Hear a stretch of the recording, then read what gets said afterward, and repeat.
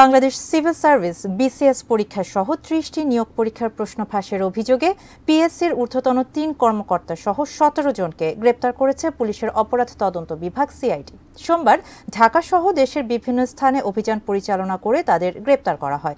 জানা গেছে, গ্রেপ্তারদের মধ্যে রয়েছেন পিএসসির ঊর্ধ্বতন ৩ কর্মকর্তা ও একজন অফিস সহকারী এবং সামাজিক যোগাযোগ মাধ্যমে আলোচিত সমালোচিত পিএসসির চেয়ারম্যানের সাবেক ড্রাইভার সৈয়দ আবেদ আলীও।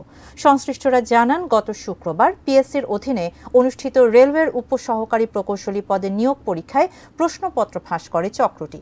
প্রাথমিক জিজ্ঞাসাবাদে এই চক্রের সদস্যরা জানিয়েছেন, তারা ৩৩তম বিসিএস থেকে সর্বশেষ ৪৫তম বিসিএস পরীক্ষা সহ নন ক্যাডার নিয়োগের একাধিক পরীক্ষায়ও প্রশ্ন ফাঁস করেছে।